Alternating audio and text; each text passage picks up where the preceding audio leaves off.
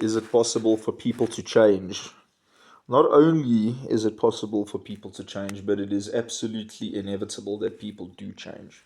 People change constantly. We are constantly fluctuating from one state to the next. We are constantly focusing or doing on one thing, then the other, then the other. The world never sits still, it is constantly moving, it is constantly on the go. So we are basically sitting all the time in this constant state of change. Everything's moving, everything's changing, everything's going from one state into the next. So it seems that the natural flow and state of reality is change. Can people change psychologically at a fundamental core? Yeah, I think they can. If they apply enough practice and enough discipline and they dedicate themselves to becoming a new person, they can absolutely change who they are at the core. You know, there's so many cynical people out there like, oh, people can't change who they are. And it's like, what do you mean who they are? What do you mean by that, who they are? Okay, because if you're saying that who they are with regards to personality, that's incorrect because that's not who they are. That's how they are, but it's not who they are. You know, and this is the big confusion. This is the big thing is that we have this tendency to identify with our psychological characteristics and actionable behaviors. We identify with our personality traits and we think, oh, well, that's who I am. I'm an introvert, I'm an extrovert, I'm high on openness. We look at these qualities, no matter what they are, how we measure them, what we call them, they are qualities of our nature. And we identify with these qualities as if they are us. And the truth is, it's not us, bro. Our psychology is how we are, but it is not who we are. And who we are never changes. We've been ourselves for our entire lives, before our lives and after our lives as well. So I believe.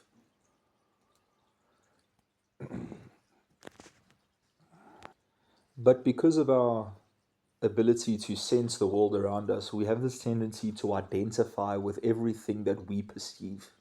So we identify with perception, but we do not identify with our true selves, which is the thing experiencing the perception.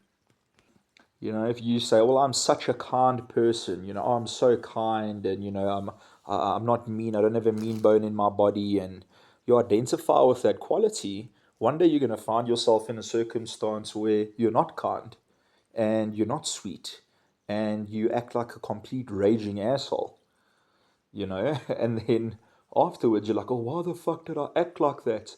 That's not who I am." No, it's not. You know, and the reason you feel you have this identity crisis about it is because you keep identifying yourself as a particular kind of person. And every time you step out of that particular character, you feel unnatural, you think you're being fake or whatever. But the truth is when you stop identifying with qualities and you start seeing them for what they really are, which is reactions to reality. That's all they are, is reactions to reality.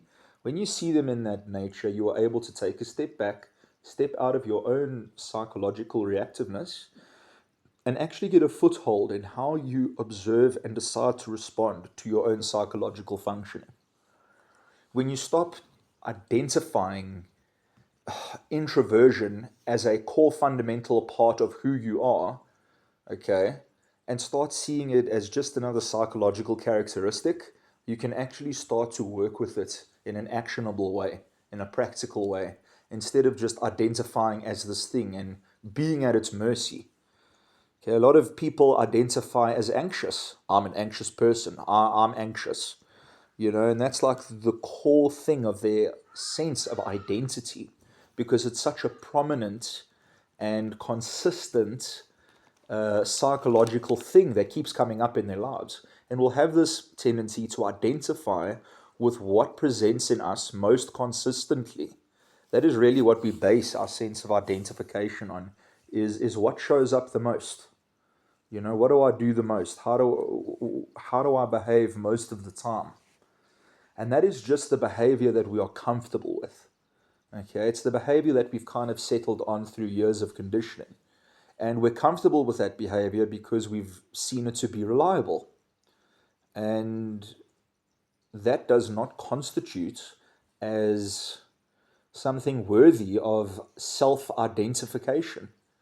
Just because it is characteristics that show up all the time or are habitual in nature doesn't necessarily mean that that is who you are. It's just how you are most of the time. And the thing is, man, when people come face to face with environments that they have never dealt with, it requires them to do things and respond in ways that they have never done. And that can be very difficult for a lot of people, and it can send people into crisis. But by having a very malleable attitude toward your personality, if you do find yourself in a situation that needs another kind of behavioral trait in order to survive or in order to get through, you can a little bit more easily step into that kind of identity or that kind of personality structure,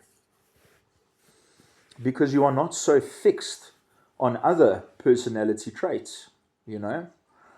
People will often like to describe themselves in certain ways and stick to that description and cling onto that framework and that description of this is who I am, because it's so hard to conceptualize who we really are beyond our qualities. And that's really going into the realm of really starting to know who you are. Psychology, personality, any kind of external or even internal identification is external to the true self. It is a behavior of the self. It's a behavior, but it's not an identity. My hand is my hand, but my hand can clap, my hand can point, my hand can throw up a peace sign, my hand can throw a fist, my hand can do many different things. Okay? My hand acts as a fist, but fundamentally it's still a hand. And the same can be said with our personalities. The only way that you can really get to know your true self, the only way that you can identify and be your true self, is if you stop the thinking process. You have to stop thinking for a little bit. Okay? Because every single time you have a thought, every single time you feel something inside your head, it creates some form of identification. But by learning how to meditate, by learning how to genuinely quiet the mind and cease thinking, even if it's just for 30 seconds of no thinking, which doesn't seem like a lot, but it's actually, to be in a thoughtless state, okay, is for like 30 seconds is a shitload of time, bro. Okay, and that's enough to do all kinds of things, bro, and experience all kinds of internal realizations. Everybody talks about meditation. What is the meditative state? The meditative state is the thoughtless state. There's a distinction between meditation and attaining the thoughtless state. We can call meditation a process of mental mediation by which we actively control the contents of our mind to an extent. But the thoughtless state is the result of that. It's the result of the meditation. The thoughtless state is the result of the practice. One of the results of the practice, at least. And it is only from this thoughtless state, this metacognitive perspective, that we are able to conceptualize the true relationship between ourselves and our personalities, between ourselves and our behaviors.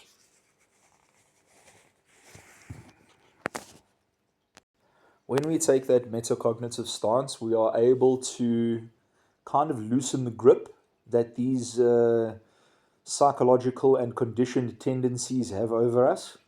Let's say, for example, we are struggling with a bad habit, like smoking cigarettes. Okay? When you are a cigarette smoker, you're like, I'm a smoker. I identify as a smoker. That's part of who I am. And it's like, it's got nothing to do with who you are. It's just how you behave. It's just how you behave so you can feel better. That's really what smoking is. So when you stop believing that you are a smoker and you start to realize that smoking is just something I do in order to feel better, it breaks identification with that habit. Okay? You're not a smoker, you are a human being experiencing smoking. And it's so important to. That's why I don't like those whole fucking. The first. Hello, my name is John and I am an alcoholic. And it's like, but that's the first thing you say going into that meeting. You're just affirming that you're an alcoholic. And the point is to not is to no longer become an alcoholic, okay, or to become a cigarette addict or a drug addict or whatever the fuck, whatever kind of hang up is messing with you. The first step is to say, hello, my name is Carl, and I am experiencing cigarette addiction. I am experiencing alcohol addiction. I am experiencing this thing. I know fundamentally that it's not who I am, but I am experiencing it, and I am behaving in this way, and I no longer want to behave in this way anymore. That way, we already take sovereignty of who we are. We already try and take the first step of power by completely misidentifying as that. And I know a lot of psychologists will say, well, you're not taking accountability. You have to say it so you can take accountability, and you have to admit the truth. And I do understand that. I think in the initial